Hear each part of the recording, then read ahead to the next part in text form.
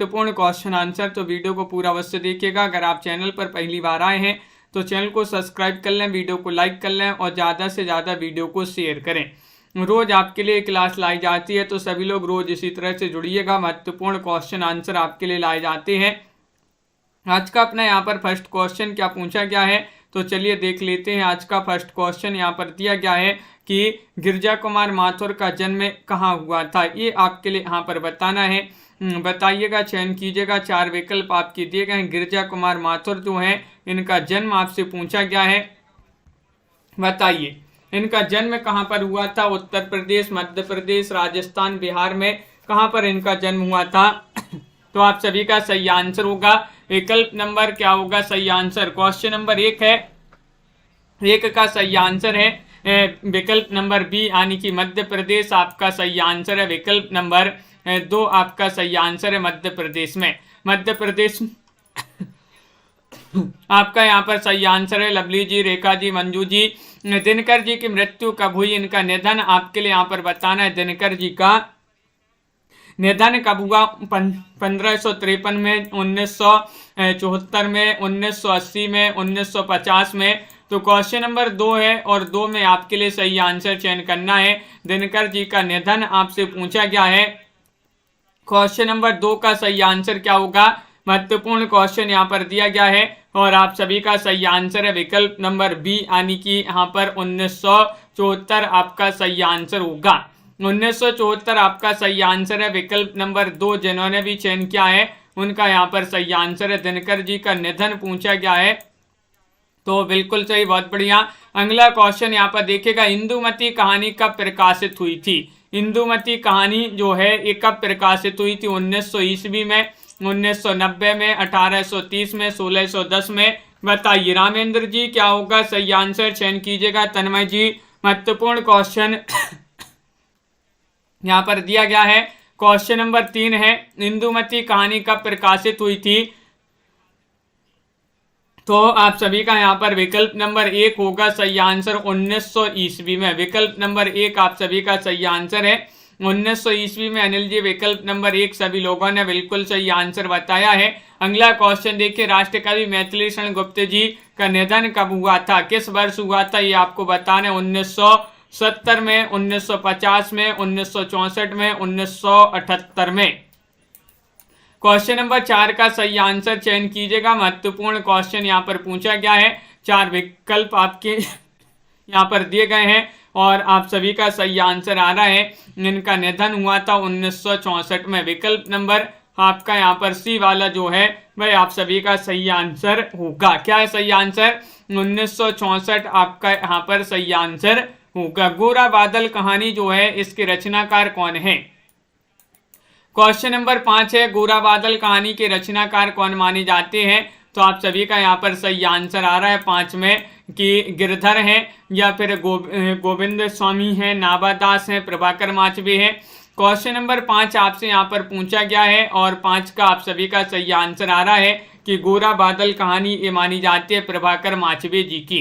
किनकी, प्रभाकर माचवे। आपका विकल्प नंबर जो डी है वह आप सभी का यहाँ पर सही आंसर होगा। विकल्प नंबर 4 आपका सही आंसर है।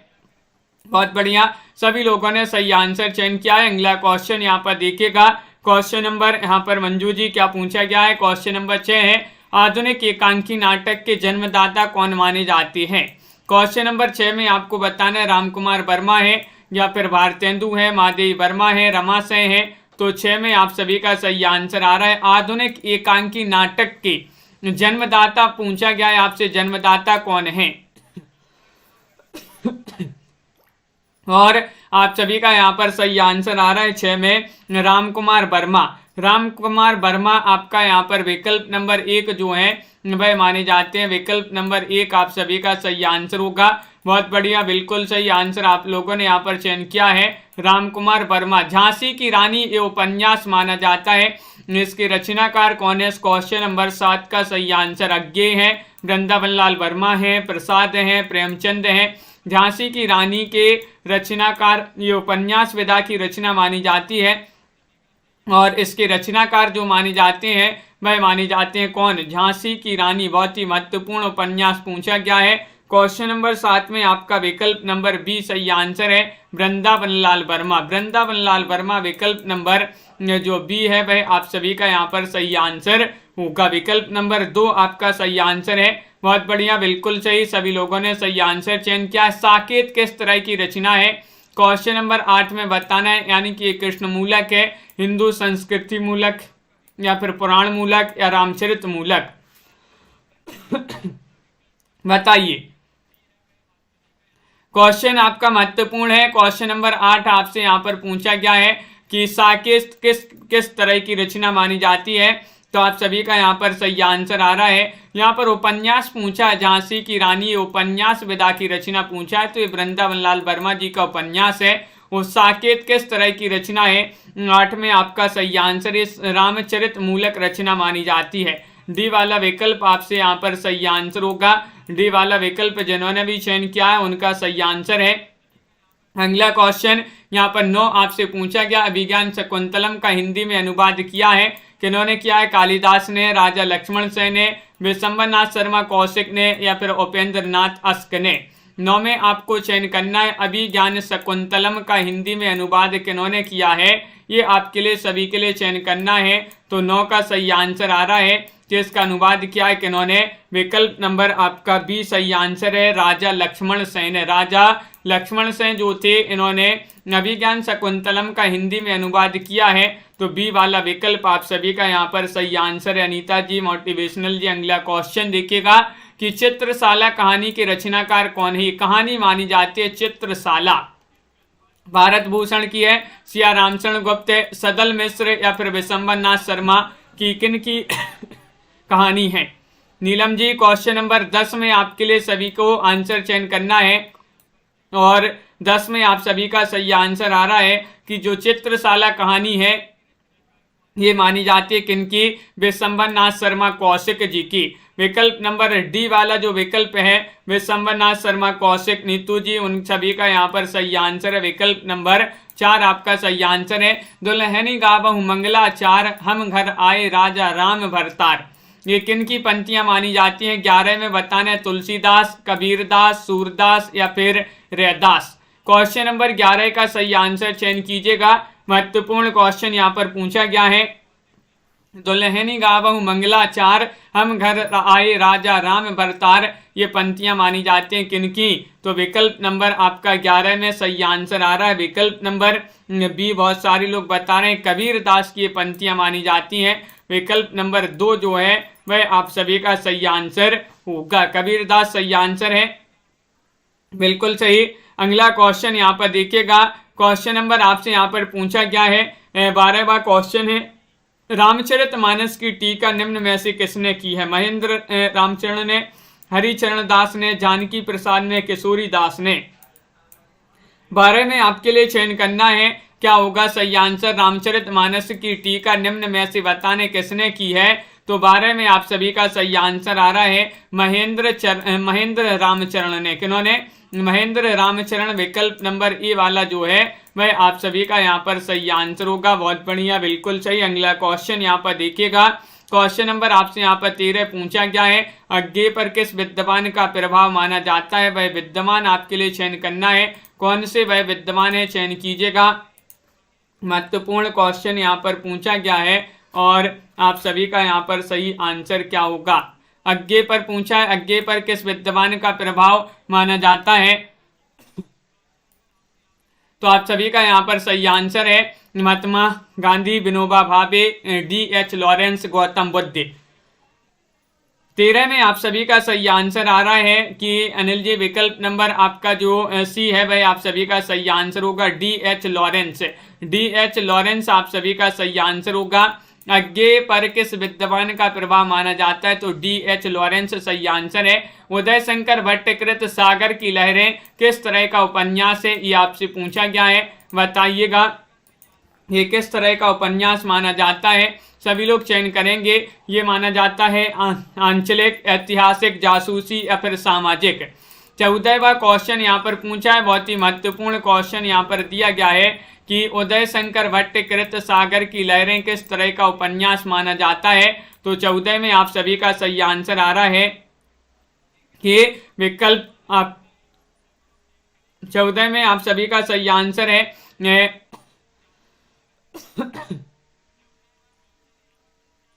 उदय शंकर भट्टकृत सागर की लहरें किस तरह का उपन्यास माना जाता है, ये चयन करना है। महत्वपूर्ण क्वेश्चन यहाँ पर पूछा गया है। आंचलिक माना जाता है, विकल्प नंबर 1 जो है वह आप सभी का सही आंसर होगा, आंचलिक होगा सही आंसर। अगला क्वेश्चन यहाँ पर देखिएगा, माइकल मधुसूदन दत्त कृत मेघनाथ वध नाम से हिंदी में अनुवाद करने वाले साहित्यकार कौन है। 15 में आपको चयन करना है, निराला है या फिर रामचंद्र शुक्ल है या फिर महादेव वर्मा है, मैथिली शरण गुप्त है, क्या होगा सही आंसर। क्वेश्चन महत्वपूर्ण है, 15वां क्वेश्चन आपसे यहाँ पर पूछा गया है, माइकल मधुसूदन दत्त कृत मेघनाथ वध नाम से हिंदी में अनुवाद करने वाले साहित्यकार कौन माने जाते हैं। तो 15 में आप सभी का सही आंसर आ रहा है मैथिली शरण गुप्त। विकल्प नंबर आपका डी वाला जो है वह आप सभी का यहाँ पर सही आंसर होगा, मैथिली शरण गुप्त आपका सही आंसर है। बहुत बढ़िया। अगला क्वेश्चन यहाँ पर देखिएगा, क्वेश्चन नंबर 16 आपसे पूछा है, कादम्बिनी मासिक पत्रिका के संपादक कौन माने जाते हैं। 16 में आपके लिए बताने प्रसाद हैं, भारतेंदु हैं, राजेंद्र अवस्थी हैं, नरेंद्र शर्मा है। तो 16 में आप सभी का क्या होगा सही आंसर। कादम्बिनी मासिक पत्रिका के संपादक आपसे पूछा गया है और 16 में आप सभी का सही आंसर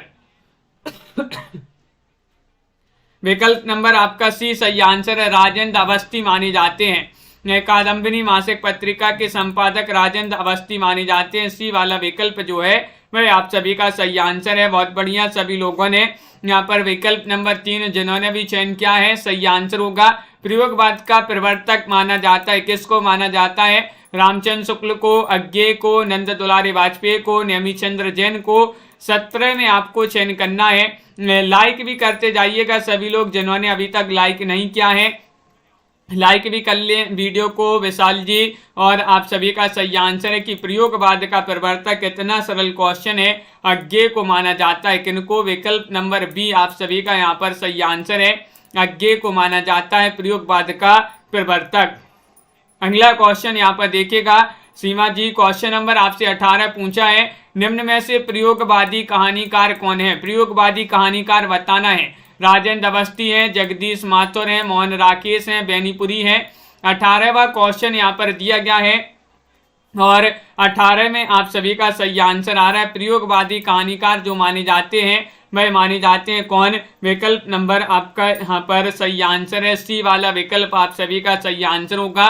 मोहन राकेश जो है प्रयोगवादी कहानीकार माने जाते हैं, सी वाला विकल्प आपका यहाँ पर सही आंसर होगा।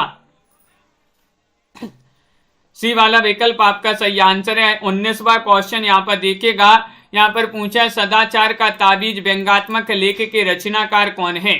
सदाचार का ताबीज, ये हरिशंकर परसाई, श्रीलाल शुक्ल, कबीर या फिर विष्णु प्रभाकर। तो 19 में आप सभी को चयन करना है। 19 का सही आंसर क्या होगा। 4 विकल्प आपके दिए गए हैं। महत्वपूर्ण क्वेश्चन यहाँ पर पूछा गया है और आप सभी का सही आंसर है रमा रावत जी। विकल्प नंबर आपका यहाँ पर 1 सही आंसर है। सदाचार का ताबीज हरिशंकर परसाई की रचना मानी जाती है। विकल्प नंबर 1 आपका यहाँ पर सही आंसर है। 19 में हरिशंकर परसाई सही आंसर होगा। भूमि दर्शन की भूमिका के रचनाकार कौन माने जाते हैं। भूमि दर्शन की भूमिका के रचनाकार अस्क हैं, राजेंद्र यादव हैं, रेणु जी हैं, डॉक्टर नगेंद्र जी हैं, कौन माने जाते हैं। क्वेश्चन नंबर 20 का सही आंसर चयन कीजिएगा। महत्वपूर्ण क्वेश्चन यहाँ पर दिया गया, भूमि दर्शन की भूमिका, और आप सभी का सही आंसर है 20 में विकल्प नंबर आपका यहाँ पर सी सही आंसर होगा। रेणु जी आपका सही आंसर है। रेणु जी इसके लेखक माने जाते हैं। बिल्कुल सही, रेणु जी जिन्होंने भी चयन किया है उनका सही आंसर है फणेश्वरनाथ रेणु। अगला क्वेश्चन यहाँ पर देखिएगा, क्वेश्चन नंबर आपसे यहाँ पर पूछा है, क्या पूछा है, रूपाब मासिक पत्रिका जो इसका संपादन कब प्रारंभ हुआ। प्रारंभ बताना 21 में, 1856 में, 1938 में, 1963 में, 1910 में। 21 का सही आंसर आपका क्या होगा। रूपाब मासिक पत्रिका का संपादन कब हुआ, प्रारंभ हुआ, ये आपसे पूछा गया है।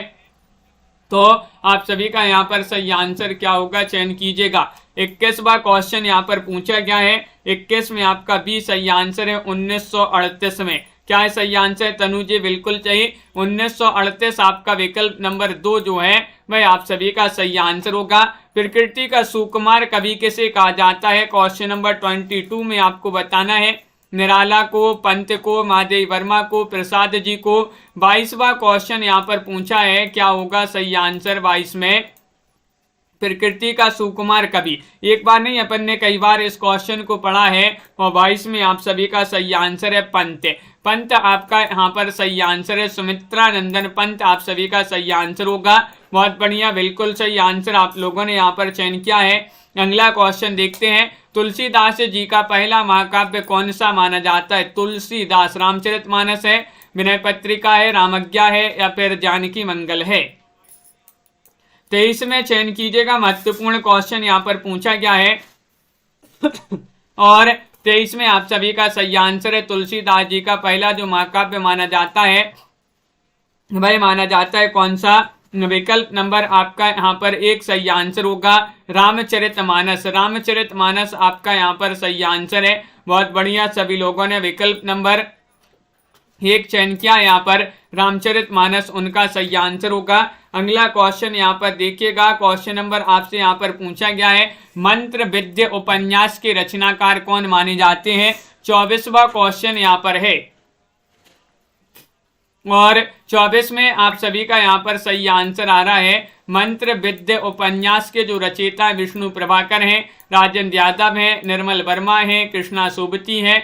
तो 4 विकल्प आपके दिए गए हैं। महत्वपूर्ण क्वेश्चन यहाँ पर पूछा गया है और आप सभी का सही आंसर आ रहा है।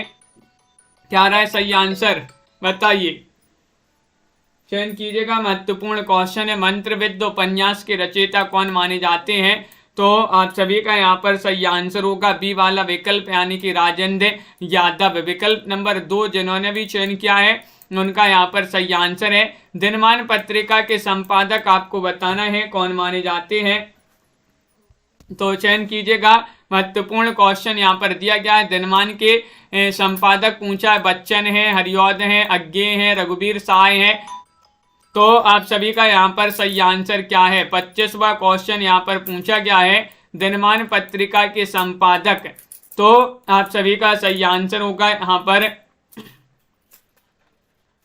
सी वाला विकल्प। आप सभी का यहाँ पर सही आंसर है, यानी कि अज्ञे आपका सही आंसर है। बिल्कुल सही, अज्ञे जिन्होंने भी चयन किया है उनका यहाँ पर सही आंसर होगा। सभी का सही आंसर है, बहुत बढ़िया। अगला क्वेश्चन देखिएगा रीमा जी, देखिएगा। निम्न में से किस साहित्यकार को पद्म भूषण की उपाधि से अलंकृत किया गया।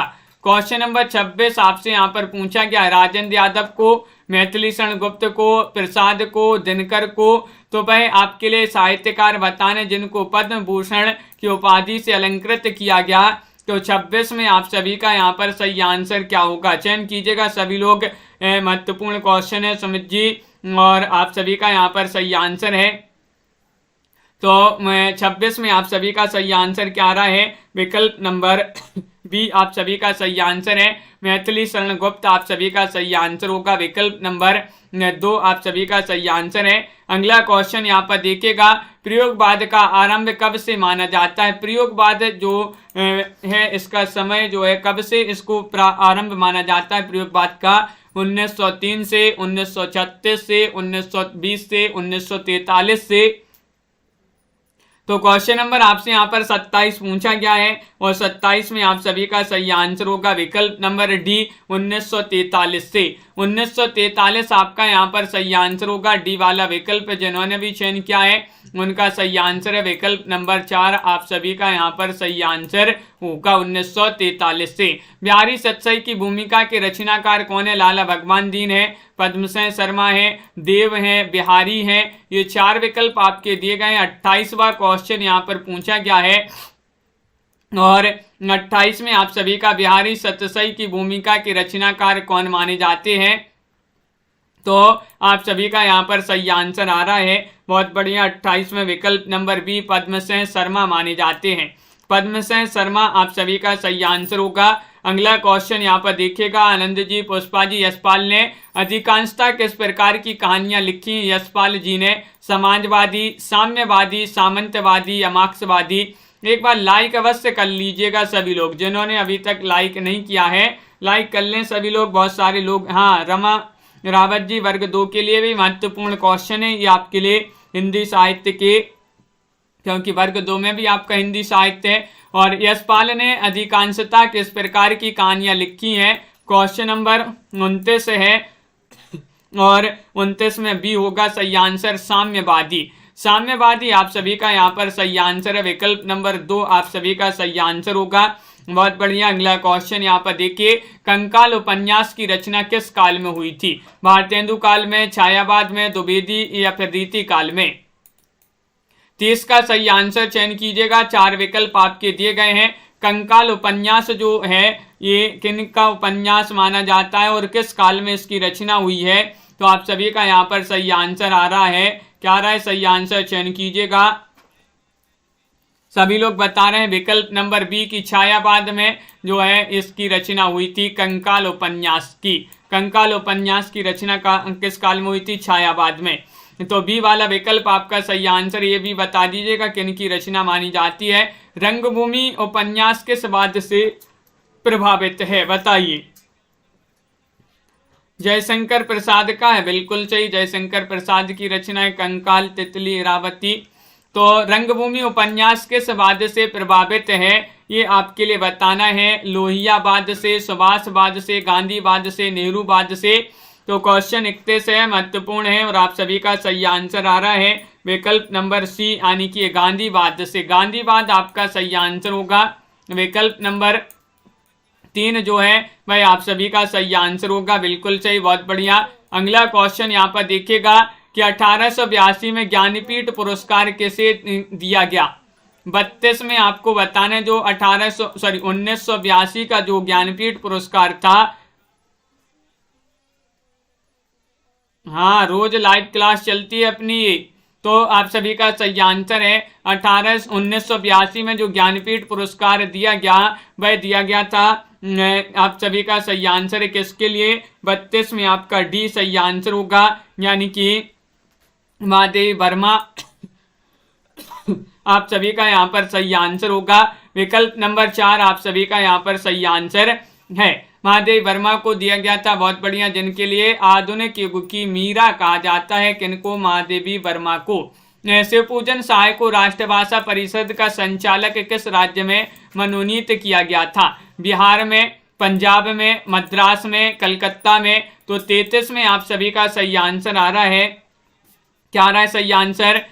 तो आप सभी का सही आंसर है शिवपूजन साय को बताना है। तो आप सभी का सही आंसर आ रहा है 33 का विकल्प नंबर 1, यानी कि बिहार। बिहार आपका सही आंसर है। विकल्प नंबर ए वाला जो है वह आप सभी का सही आंसर है। बिहार में इनके लिए राष्ट्रभाषा परिषद का संचालक जो है यहाँ पर मनोनीत किया गया था। बिहार में पगडंडियों का जमाना निबंधकार रचनाकार कौन माने जाते हैं? बताइएगा। क्वेश्चन नंबर 34 आपसे यहाँ पर पूछा गया है। रामचंद्र शुक्ल हैं, हरिशंकर परसाई हैं, जैनेन्द्र हैं, कमलेश्वर है, क्या होगा सही आंसर?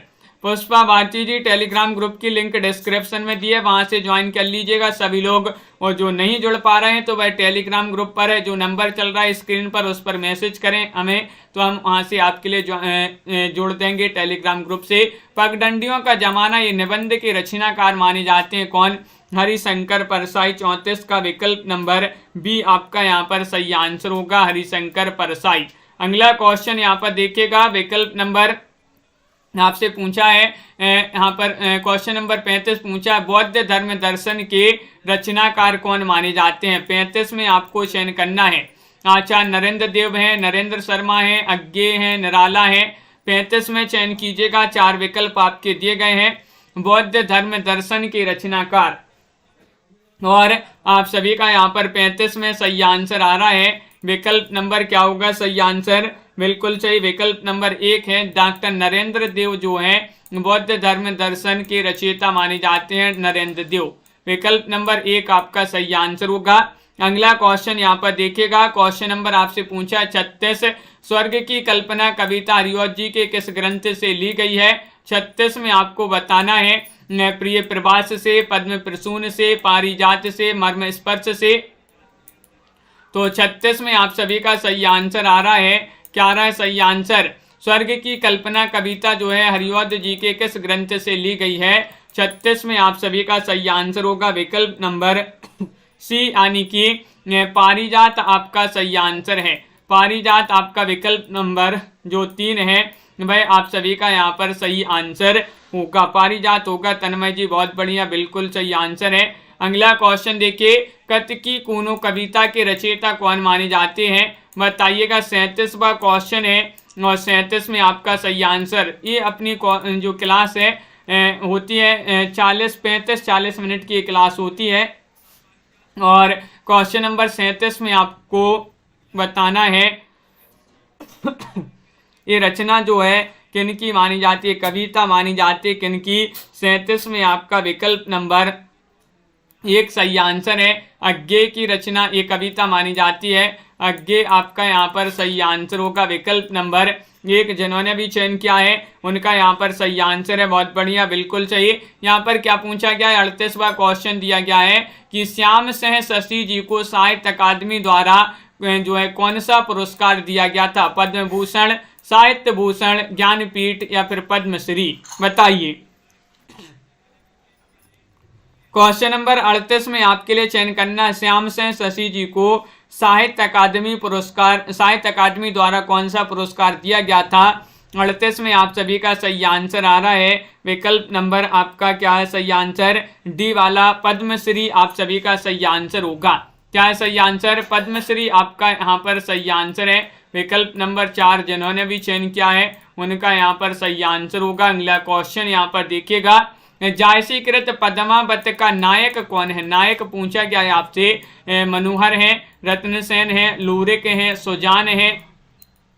39 में आपके लिए चयन करना है कौन माने जाते हैं, जायसीकृत पद्मावत के नायक कौन माने जाते हैं। और इंदु जी, तो आप सभी का यहाँ पर सही आंसर आ रहा है 39 में, विकल्प नंबर बी, यानी कि रत्नसेन माने जाते हैं।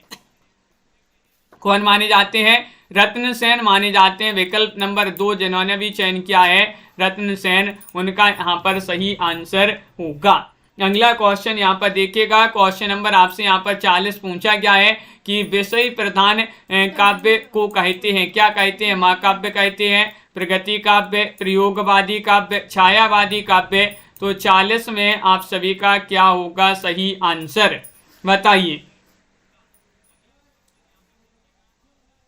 तो आप सभी का यहाँ पर सही आंसर है, विषय प्रधान काव्य को कहते हैं, क्या कहते हैं। 40वां क्वेश्चन आपसे पूछा गया है और 40 में आप सभी का सही आंसर है बी, यानी कि आपका यहाँ पर प्रगति काव्य आपका सही आंसर है, विकल्प नंबर 2 आप सभी का यहाँ पर सही आंसर है, बिल्कुल सही, विकल्प नंबर बी। जिन्होंने भी चयन किया है सही आंसर होगा। अगला क्वेश्चन है, निम्न में से किसने कर्मवीर पत्रिका का संपादन किया। कर्मवीर पत्रिका जो है माखनलाल चतुर्वेदी ने, गुलेरी जी ने, निराला जी ने, अज्ञे जी ने, किसने इसका संपादन किया था कर्मवीर पत्रिका का। तो 41 में आप सभी का सही आंसर है कि माखनलाल चतुर्वेदी, विकल्प नंबर 1 आपका सही आंसर है। जिन्हें एक भारतीय आत्मा के नाम से जाना जाता है, माखनलाल चतुर्वेदी आपका बिल्कुल सही आंसर होगा। उन्होंने ही कर्मवीर पत्रिका का संपादन किया। वियोगी हरि का पूरा नाम क्या था। वियोगी हरि का पूरा नाम पूछा गया है आपसे, महत्वपूर्ण क्वेश्चन यहाँ पर पूछा है और आप सभी का क्या होगा सही आंसर चयन कीजिएगा। वियोगी हरि का पूरा नाम क्या था और आप सभी का यहाँ पर क्या आ रहा है सही आंसर चयन कीजिएगा। तो बिल्कुल सही आंसर है, इनका पूरा नाम माना जाता है हरि प्रसाद द्विवेदी माना जाता है। वियोगी हरि का पूरा नाम जो है हरि प्रसाद द्विवेदी माना जाता है, बिल्कुल सही। यहाँ पर हरि प्रसाद द्विवेदी जो है, हरि प्रसाद द्विवेदी, यहाँ पर हरिहर नहीं, हरि प्रसाद द्विवेदी आपका इस प्रकार जो है इनका पूरा नाम माना जाता है, श्री हरि प्रसाद द्विवेदी। आषाढ़ का एक दिन, यहाँ पर सी वाला लगा लें यहाँ पर, और बिल्कुल सी को लगा लें। हरिप्रसाद द्विवेदी होगा। आषाढ़ का एक दिन नाट्य कृति की आधार कथा का मुख्य पात्र कौन है? दुष्यंत है, युधिष्ठिर है, कालिदास है, द्रोणाचार्य है। 43वां क्वेश्चन आपसे यहाँ पर पूछा गया है और 43 में आप सभी का यहाँ पर सही आंसर क्या होगा? इनमें से कोई ऑप्शन सही नहीं है आपके, लेकिन आपका यहाँ पर हर जो है यहाँ पर हटा दें तो श्री हरिप्रसाद द्विवेदी आपका सही हो जाएगा। आषाढ़ का एक दिन नाट्य कृति जो है मोहन राकेश की रचना है। इसका कथा आधार कथा का मुख्य पात्र पूछा गया है। 43 में आपका सही आंसर होगा कालिदास, विकल्प नंबर सी वाला विकल्प आपका सही आंसर है। संविधान की किस अनुसूची में भाषाओं की संख्या निर्धारित की गई है? 5वीं, 8वीं, 9वीं, 10वीं। 44 में आपको चयन करना है, क्या होगा सही आंसर? बताइए। 44 में चयन कीजिएगा, महत्वपूर्ण क्वेश्चन पूछा गया है। संविधान की किस अनुसूची में भाषाओं की संख्या निर्धारित की गई है? तो आप सभी का यहाँ पर सही आंसर है, वह अनुसूची मानी जाती है कौन सी? तो 44 में आप सभी का बी वाला विकल्प 8वीं आपका सही आंसर है।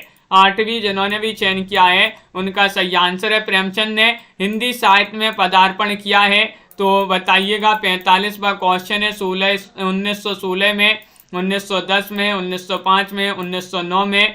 कब प्रेमचंद जी ने हिंदी साहित्य में पदार्पण कब किया है? तो आप सभी का यहाँ पर सही आंसर आ रहा है 45 में, विकल्प नंबर आपका सी सही आंसर होगा, यानी कि 1905 आपका सही आंसर है। क्या है सही आंसर? 1905 में आप सभी का सही आंसर होगा, बिल्कुल सही, विकल्प नंबर सी आप सभी का यहाँ पर सही आंसर होगा। अगला क्वेश्चन यहाँ पर देखिएगा, मारवाड़ी सुधार पत्रिका कहाँ से प्रकाशित होती थी? बताइएगा। ये होती थी भागलपुर से, आरा से, पटना से, गया से। 46 में आपको चयन करना है, बताइए। शरद कुमार जी क्या होगा सही आंसर? मारवाड़ी सुधार पत्रिका जो थी ये प्रकाशित होती थी कहाँ से?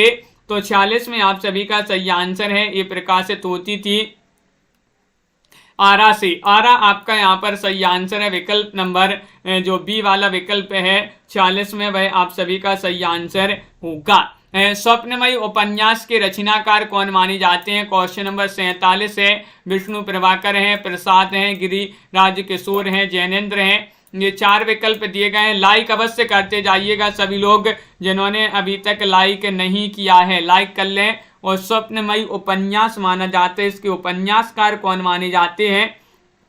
47वां क्वेश्चन यहाँ पर पूछा गया है और आप सभी का यहाँ पर सही आंसर आ रहा है, स्वप्नमयी उपन्यास माना जाता है किनका? विकल्प नंबर 1 आपका सही आंसर है, राखी जी, विष्णु प्रभाकर। विष्णु प्रभाकर आप सभी का सही आंसर होगा। ये वाला विकल्प जिन्होंने भी यहाँ पर चयन किया है सही आंसर होगा। कल्पना पत्रिका कहाँ से प्रकाशित होती थी? कल्पना पत्रिका हैदराबाद से, झांसी से, बनारस से या फिर दिल्ली से। 48 में चयन करना है, 4 विकल्प आपके दिए गए हैं, कल्पना पत्रिका बताना है। हरीश जी, साधना जी, क्या होगा सही आंसर? कल्पना पत्रिका कहाँ से प्रकाशित होती थी? 48 में चयन करना है, तो विकल्प नंबर आपका यहाँ पर 1 जो है वह आप सभी का सही आंसर होगा। 48 में 1 यानी कि हैदराबाद से। हैदराबाद आपका यहाँ पर सही आंसर है, बहुत बढ़िया, विकल्प नंबर ये जिन्होंने भी यहाँ पर चयन किया है उनका यहाँ पर सही आंसर होगा हैदराबाद। ठिठुरता हुआ गणतंत्र किस प्रकार का संग्रह है? ठिठुरता हुआ गणतंत्र किस प्रकार का संग्रह है, बताइए।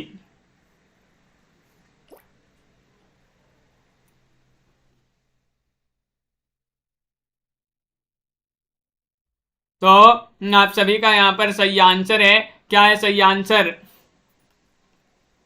ठिठुरता हुआ गणतंत्र किस प्रकार का संग्रह है? 49 में आपसे पूछा गया है, तो 49 में आप सभी का सही आंसर आ रहा है, ये माना जाता है निबंध संग्रह। निबंध संग्रह होगा सही आंसर, बिल्कुल सही, निबंध संग्रह माना जाता है। शुद्ध कविता की खोज किस प्रकार की रचना है? क्वेश्चन नंबर 50 में आपको चयन करना, उपन्यास संग्रह है, काव्य संग्रह, एकांकी संग्रह, निबंध संग्रह। शुद्ध कविता की खोज के जो है बताना किस प्रकार की रचना है। क्वेश्चन महत्वपूर्ण, राजीव जी आप सभी का यहाँ पर 50 में सही आंसर आ रहा है, विकल्प नंबर आपका जो डी है निबंध संग्रह शुद्ध कविता की खोज, ये निबंध संग्रह माना जाता है। विकल्प नंबर 4 जिन्होंने भी चयन किया है उनका यहाँ पर सही आंसर होगा। बहुत बढ़िया, बिल्कुल सही आंसर आप लोगों ने चयन किया है। महत्वपूर्ण क्वेश्चन थे आज की क्लास में, आगे और भी क्वेश्चन है कल की क्लास में कंप्लीट करेंगे। तो आज के वीडियो में बस इतना ही। इसी तरह के क्वेश्चन आंसर आपके लिए लाए जाते हैं, तो सभी लोग वीडियो को लाइक और शेयर अवश्य कर लिया करें। सभी क्लासों से जुड़िएगा आप सभी लोग, बहुत ही महत्वपूर्ण क्लासें आपके लिए लाई जाती हैं। एक क्लास आपकी अब रात में 10 बजे होती है, लाइव क्लास हिंदी साहित्य की, उससे भी सभी लोग जुड़िएगा। महत्वपूर्ण क्वेश्चन आंसर जहां पर आपके लिए करवाए जाते हैं। अभी भी बहुत सारे लोग हैं जिन्होंने अभी तक लाइक नहीं किया है, तो सभी लोग जल्दी से लाइक कर लीजिएगा। और सभी का बहुत बहुत धन्यवाद। इसी तरह से जुड़े रहिएगा, वीडियो को लाइक शेयर अवश्य कर लीजिएगा, चैनल को सब्सक्राइब भी कर लेंगे। और आज के वीडियो में बस इतना ही, मिलते हैं अगली क्लास में। तब तक के लिए सभी के लिए बहुत बहुत धन्यवाद। जय हिंद।